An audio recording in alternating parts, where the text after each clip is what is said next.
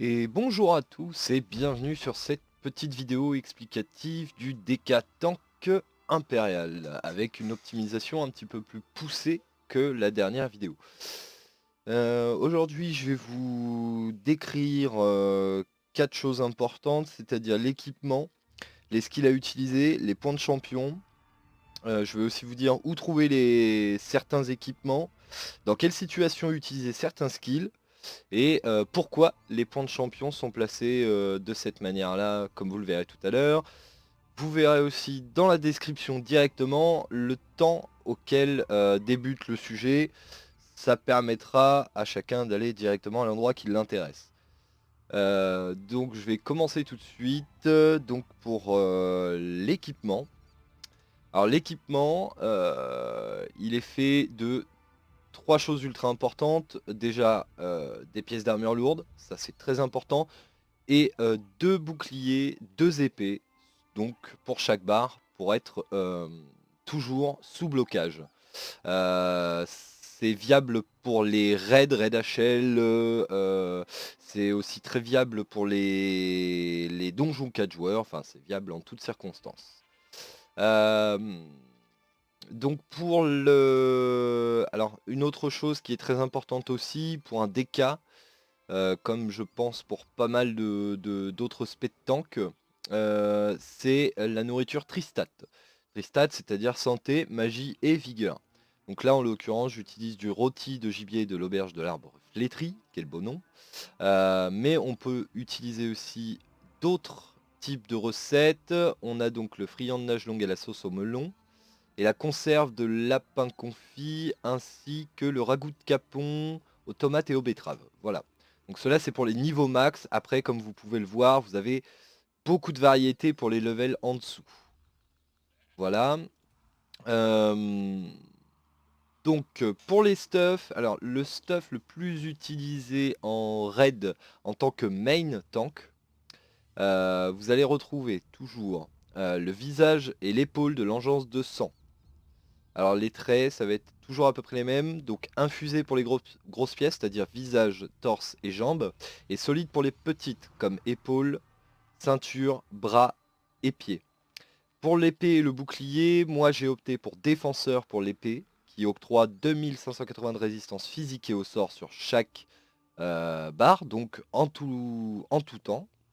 Et pour le bouclier, j'ai sélectionné la trempe de Nirn qui fait gagner par rapport au renforcé un gain de 100 d'armure supplémentaire. C'est pas énorme, mais c'est la petite virgule qui est sympathique. Euh, Ensuite, donc pour les grosses pièces, pour l'engeance de sang, j'ai mis donc en infusé, j'ai mis pareil, des glyphes Tristat pour toutes les grosses pièces qui sont en infusé.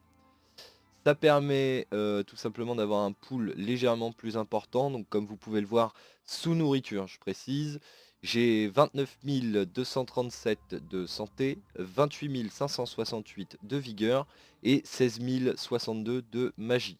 Avec une régène de magie, ce qui est très important quand on est décatank, de 933, avec la pierre de Mundus de Latronac. Euh, pour les petites pièces, c'est tout aussi important qu'elles soient en solide car elles réduisent de 4% le coût du blocage. Alors sur une pièce comme ça paraît peu, mais sur 4 pièces, c'est quand même 16% de gagner, en plus des points de champion comme on le verra tout à l'heure. Euh, En plus de ça, sur les bijoux, j'utilise le jeu de bouclier qui réduit de 304 les coups de percussion, donc pour les décastes, les interrupts, et qui réduit aussi le coup de blocage de 203, 203 x 3, donc 309, 609, pardon. Pour le second set, donc là le tête-épaule, alors le tête-épaule est trouvable en 13 fuseaux 2 pour la tête, et dans le coffre de Majal Ragat pour l'épaule. Euh, pour le deuxième set, j'ai le set de la faveur de Tava, qui octroie santé max, récupération de vigueur, récupération de magie, et lorsqu'on esquive une attaque, on reçoit la bénédiction de Tava et génère 9 ultis en 3 secondes, ce qui fait 3 ultis toutes les secondes. C'est très important et surtout ça proc dès que vous faites une esquive, donc que ce soit un roulé-boulé dans une AOE, ou même en utilisant du coup l'esquive, c'est-à-dire la compétence d'armure moyenne, ça proc vraiment très souvent. Donc vous générez énormément d'ulti grâce à ça. Et donc vous allez pouvoir mieux aider votre groupe. Euh, J'ai oublié d'expliquer l'engeance de sang. Donc l'engeance de sang, c'est de la récupération de vigueur. Effectivement, quand on bloque, c'est complètement useless. Par contre, le deuxième passif est très intéressant. C'est lorsqu'on subit des dégâts, on a 6% de chance de gagner 15 ultimes. Donc pas 2 fois 15, hein, juste 15, comme c'est écrit. Et de voir les résistances physiques et magiques augmenter de 6450. Donc c'est très très important, ce qui vous permettra d'être constamment au-dessus du cap. En plus de ça, vous générez 15 ultis et cet effet peut se déclencher toutes les 6 secondes. Honnêtement, la chance de proc est de 6%, mais je suppose qu'elle est supérieure, étant donné que je le vois procer très très souvent. Et que je génère beaucoup d'ultis et vachement moins quand je ne l'ai pas. Ensuite, pour le troisième set, donc c'est mon set que j'appelle interchangeable. Ce set, par exemple, le premier que j'utilise, c'est celui que j'utilise beaucoup en raid quand je suis en main tank. Ça va être le set d'Alcoche. Alors, celui-ci ajoute des critiques, confère tueur mineur en permanence qui augmente les dégâts infligés aux monstres de donjons et épreuves de 5%, et 126 de dégâts d'armes. Alors, ces trois passifs-là ne sont pas très intéressants pour nous. Par contre, avec ce qui suit, c'est là qu'ils prennent tout son sens. En fait, l'activation d'une synergie, donc peu importe quelle synergie, que ce soit la purification de la zone de soins, que ce soit une lance, une bubule, c'est-à-dire les orbes nécrotiques, que ce soit la, la coulée de foudre, la foudre liquide, pardon, du sorcier, peu importe quelle synergie on active, la Nova et autres, dès qu'on l'active, ça va faire proquer un dégât de 1949 de dégâts physiques et 14 260 de dégâts physiques supplémentaires en 10 secondes. Ça réduit aussi la résistance physique et magique des ennemis touchés de 2940 en 10 secondes.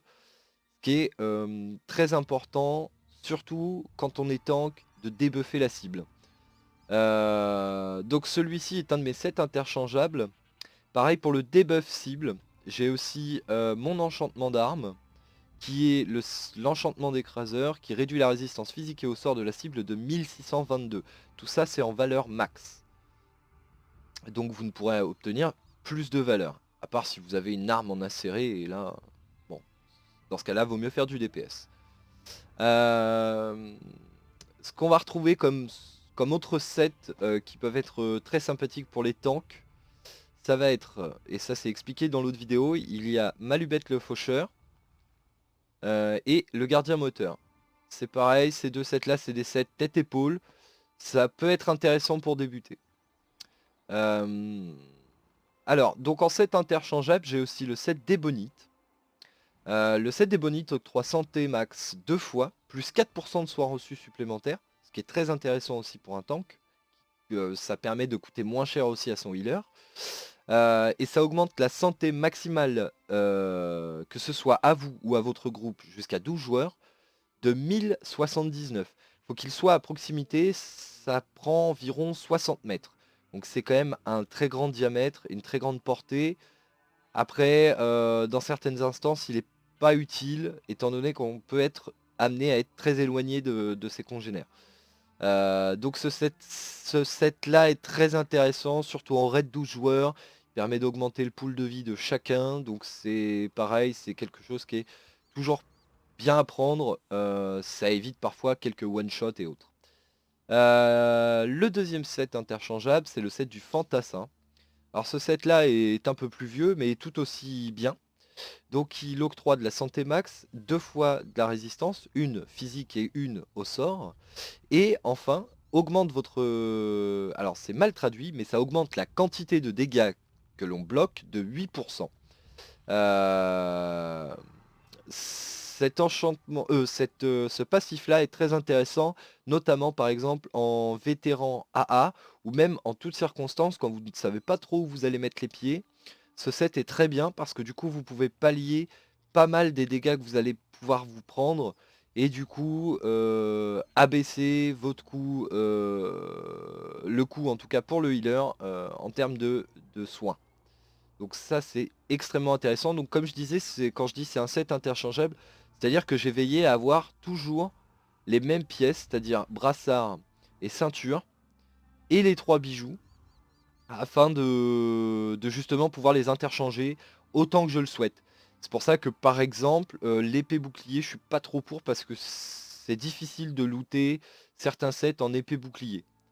Par exemple, le Alcoche, il est trouvable, mais il est compliqué à looter. Il y a aussi le Fantassin qui est compliqué à looter. Il se loot assez durement en épée bouclier. Les bonites, il est trouvable, il est achetable aussi, mais il coûte assez cher. Et surtout, il faut les bons traits, ce qui est toujours un peu compliqué. Bon, ça c'est la loi de Tezo. Euh, pour les enchantements de bijoux, donc j'ai toujours le jeu de bouclier. Euh, et pour les petites pièces, donc solides, les grandes infusées, défenseurs pour les épées et trempe de Nirn pour les boucliers. On va maintenant passer aux skills. Alors, pour les compétences, j'utilise approximativement toujours les mêmes compétences dans toutes les instances, sauf occasionnellement où je peux switcher sur telle ou telle compétence pour les besoins du combat. Après, c'est à chacun de connaître les combats dans lesquels ils vont mettre les pieds. Là, je vais donner deux barres qui sont très générales et qui vont être bien utiles. Alors, euh, pour tout ce qui est passif, etc., par contre, vous pouvez les voir sur la précédente vidéo qui vous expliquera les passifs et leur intérêt aussi. Donc, pour la première barre, j'utilise le perce armure, donc tout simplement le taunt, et qui débuffe aussi la cible de 5280 pendant 12 secondes. Étant donné que vous le relancez assez souvent, c'est très sympathique, sachant que comment dire, le perce armure dure 15 secondes, le taunt dure 15 secondes, c'est pas sur 3 secondes où vous allez perdre beaucoup de vigueur. Ensuite, j'utilise le coup héroïque qui permet de générer une ultime toutes les 1,5 secondes pendant 9 secondes, donc c'est aussi un buff très intéressant. Ça afflige aussi l'ennemi de mutilation mineure, qui réduit ses dégâts de 15% pendant 12 secondes. Ça réduit aussi sa vitesse de déplacement, bon, en général, on évite de trop bouger. J'utilise l'armure renforcée, qui m'octroie aussi 5280 de résistance physique et au sort, ce qui est très intéressant et qui renvoie des dégâts magiques aux attaquants en mêlée. Ça c'est moindre, mais le plus intéressant reste le buff de résistance, ce qui me permet d'être à plus de 30k de résistance au sort et physique pendant toute la longueur des combats. Ensuite j'utilise donc l'échappée belle, donc c'est le morph qui permet par nombre d'éléments d'armure de durer plus longtemps. Je l'utilise parce que le deuxième permet de ne pas être ralenti et autres. Ce n'est pas ce que je recherche. Ce qu'on recherche, c'est à faire durer le buff le plus longtemps possible pour éviter de claquer trop de fois ce sort pendant les combats, ce qui évite aussi d'user de la vigueur pour un rien. Donc avec 2 pièces moyennes, il dure 25,3 secondes. Avec 0 pièce, il dure 22 secondes. C'est un petit gain, mais c'est toujours ça de prix. Ensuite, j'utilise l'absorption de la magie. Donc l'absorption de la magie, je l'utilise déjà pour son effet passif, qui réduit le coût de blocage de 8% et les dégâts reçus de 8%. Donc c'est très très important. Donc il suffit juste qu'il soit dans la barre, c'est un effet passif. Ensuite, il y a une deuxième chose qui est très intéressante quand on est contre des boss ou des adds magie. On peut s'en servir comme bouclier.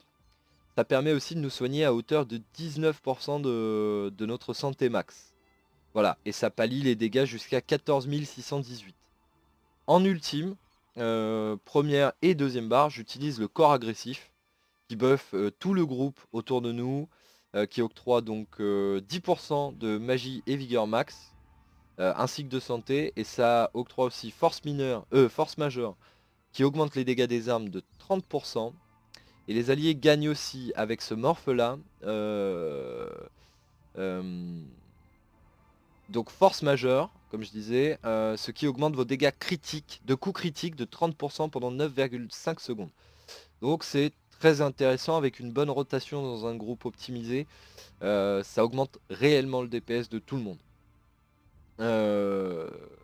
Après, quand vous avez un groupe qui est un peu moins puissant en DPS ou que vous vous retrouvez un peu seul avec des packs de mobs ou des ennemis qui font très mal, il y a aussi l'étendard de puissance qui est très bien. Ça permet de faire des dégâts. Il y a une synergie qui permet aussi de bloquer et de bloquer, oui, tout simplement les ennemis. Et vous recevez des dégâts en moins, ça augmente l'efficacité des soins et ça augmente les dégâts que vous faites. Bon, après c'est pas très intéressant pour les dégâts, mais pour les soins reçus et pour la résistance, c'est excellent. Et ça réduit aussi les dégâts de 20% pendant que vous l'avez en place. Donc il dure 17 secondes. En plus de ça, si vous êtes DK, ça va vraiment beaucoup vous régénérer. En dehors de ça, pour le skill d'armure renforcé par exemple, ou de cet ultime là, si vous avez une autre spé, vous pouvez toujours essayer de trouver l'équivalent. Par exemple pour le Templier, il y a une sorte d'AOE qu'on peut mettre au sol pour remplacer l'armure renforcée, ces choses là. Après c'est à vous aussi de vous intéresser un peu au skill de votre perso. Pour la deuxième barre, là c'est un peu plus DK, donc ça va être un peu plus compliqué, mais dans l'ensemble, bon, ça reste assez intéressant. Donc on a la rage intérieure, ça c'est le taunt de distance, c'est dans la guilde des indomptables. Donc ça vous permet tout simplement d'utiliser aussi un morph magie. Comme on a le morph vigueur juste avant, c'est plutôt pratique de pouvoir utiliser donc un morph magie. Comme ça, même si vous avez plus trop de vigueur, ça vous permet d'utiliser uniquement de la magie. Ou inversement, si vous avez plus trop de magie, d'utiliser de la vigueur. En plus de ça, ça fait un taunt à distance et un taunt au cac. Donc c'est toujours intéressant. Pour les packs de mobs, j'utilise l'éruption. Ça les ralentit à hauteur de 70%, ce qui est très intéressant, ce qui vous permet d'arriver sur le pack et de pouvoir les taunter un à un. Donc ça c'est plutôt pratique, ça évite que 1 ou 2 DPS se prennent un pack de mobs entier sur le visage. C'est intéressant. En plus de ça, ça fait un petit peu de dégâts sur la durée. C'est pas énorme, mais c'est toujours ça de prix aussi. J'utilise aussi l'ardeur retentissante, donc c'est le deuxième morph, c'est celui qui fait moins de soins sur vous, mais par contre qui a une zone d'action beaucoup plus grande, c'est-à-dire de 15 mètres.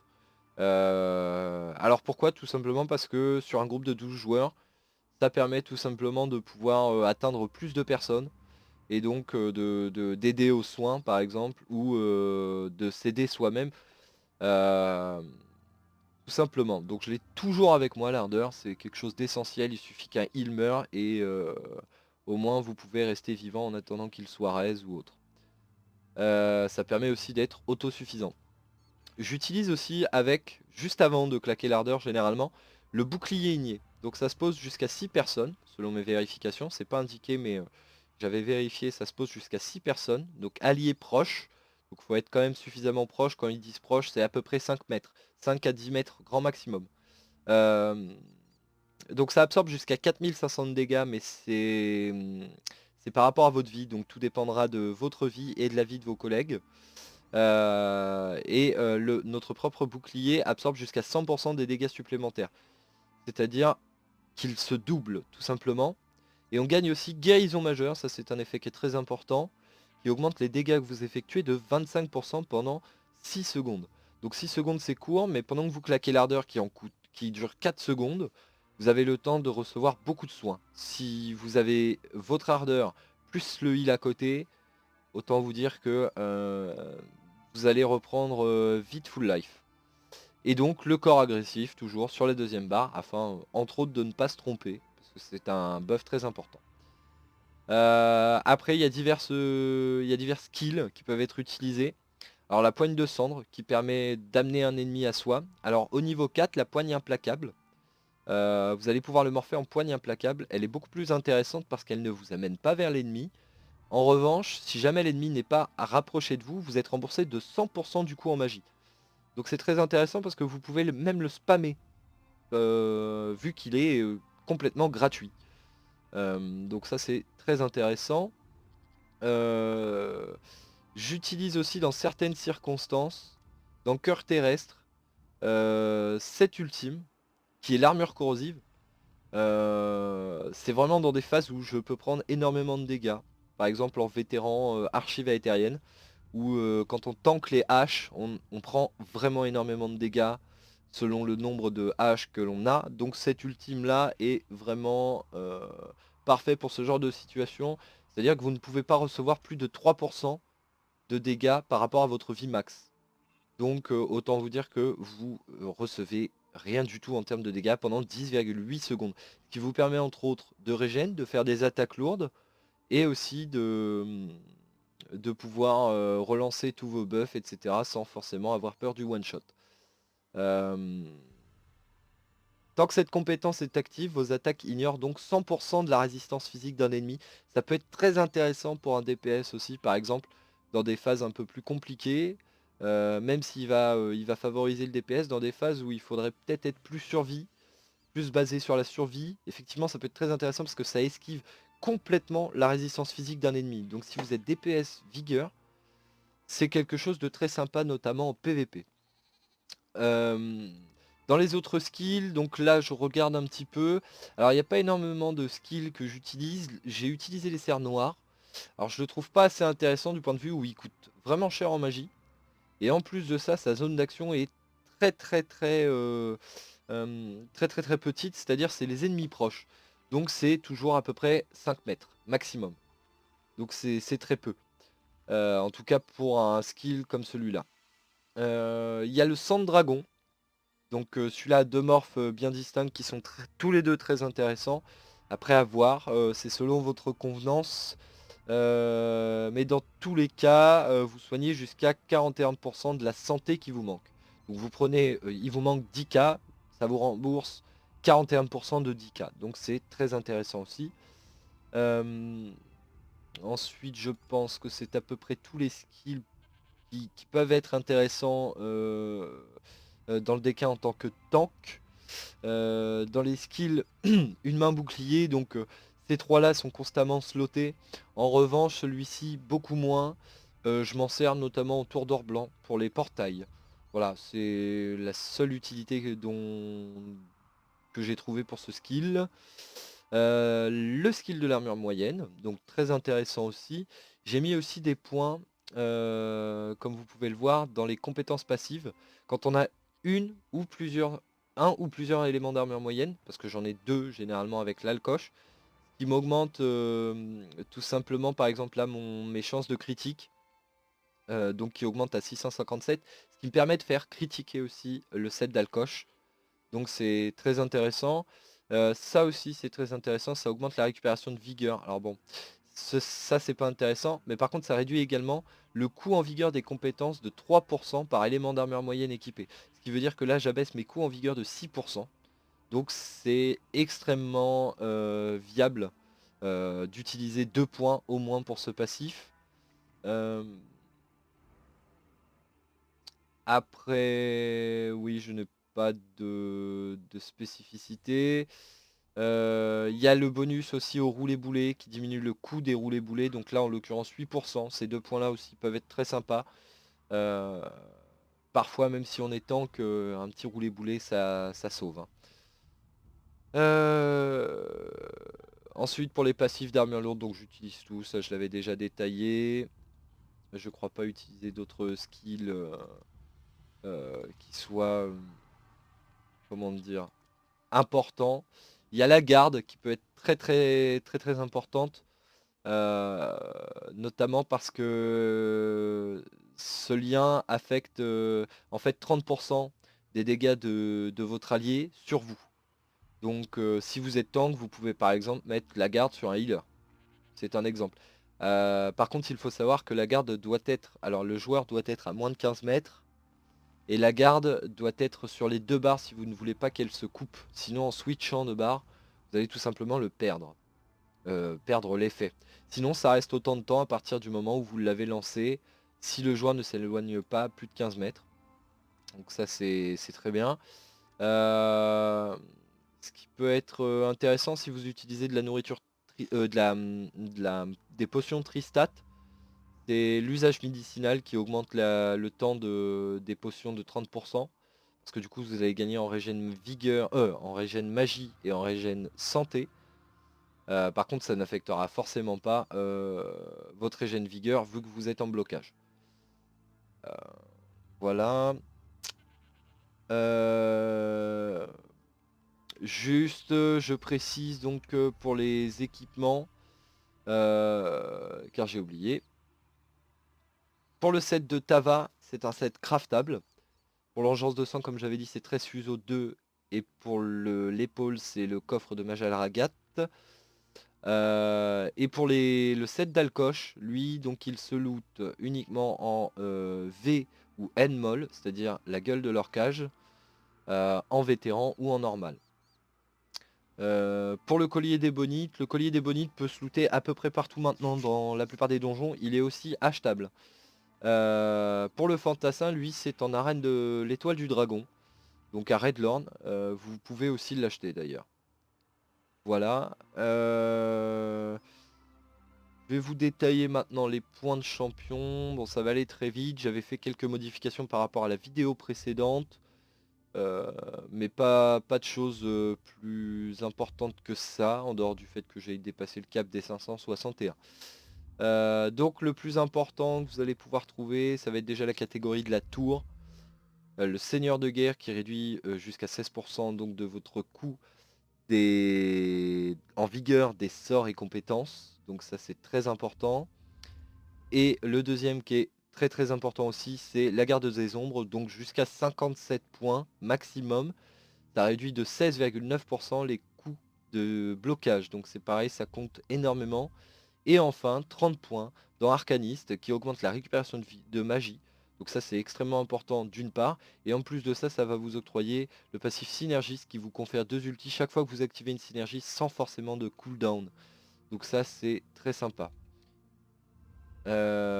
Ensuite, dans le bleu. Alors le bleu c'est un peu spécifique parce que ça peut soit servir aux soins, soit servir au DPS. Alors j'ai essayé de faire un mix. J'ai mis 100 en bénédiction qui augmente les soins que je prodigue. Donc autant sur moi que sur mes alliés. Donc avec l'ardeur retentissante, ça fait le café. Et j'ai aussi travaillé un petit peu sur le DPS. Alors plus exactement, pas le DPS pur, mais juste pour augmenter les dégâts de l'alcoche passivement. Donc j'ai mis 48 en frappe précise pour avoir 15%. Excusez-moi. Ça augmente donc les soins et les dégâts qui résultent de coups critiques de 15%. C'est un des meilleurs ratios qu'on puisse avoir. Après c'est dégressif. C'est beaucoup trop dégressif en tout cas, donc ça ne vaut pas forcément le coup d'en rajouter. 10 en thaumaturge, donc ça augmente l'efficacité de vos dégâts sur la durée de 5%. Donc pareil, ça compte avec l'alcoche, donc ça augmente l'alcoche de 5% par rapport à ses dégâts sur la durée. Et ensuite, augmente vos dégâts physiques de poison et de maladie de 10,5%. Donc ça compte pour à peu près tout ce que vous utilisez, surtout en tant que DK. Donc c'est très rentable. Ensuite, j'ai mis 60 points dans la spécialisation Armure Lourde. Tout simplement pour égaliser ma résistance physique et ma résistance au sort, car la résistance physique est toujours plus basse que la résistance au sort. Donc j'ai augmenté ce pool là pour avoir une certaine égalisation. C'est pour ça que j'ai 30 et 30k pour les deux. Et enfin j'ai égalisé entre robuste et défenseur élémentaire, ce qui donne environ 18% pour les deux. Minimum 18% pour les deux. Voilà, donc 64 et 63 points. Après vous pouvez faire 63 et 64, ça ne changera pas grand chose. Voilà pour les points de champion. En dehors de ça, je crois que c'est à peu près tout ce que j'avais à dire sur le sujet. Surtout, si jamais vous avez des questions, n'hésitez pas. Posez-les en commentaire ou si jamais vous faites partie de la guilde, la superbe guilde des Nawakenko ou des Islandars, vous pouvez toujours me contacter directement au Wisp ou via mon arrobase ou sur YouTube ou partout ailleurs. Si vous me croisez dans la rue, non je déconne. Voilà. C'est à peu près tout ce que j'ai à détailler sur ce build. Et comme j'ai dit, effectivement, si jamais vous avez des questions ou des choses qui n'ont pas été précisées, si vous avez été regardé dans la précédente vidéo et que vous n'avez pas forcément vu de réponse à vos questions, je vous invite à m'envoyer vos questions et tout simplement, j'y répondrai. Allez, au revoir et à très vite. J'espère que ça vous aura donné envie de tanker un petit peu et de vous prendre des coups. Et voilà.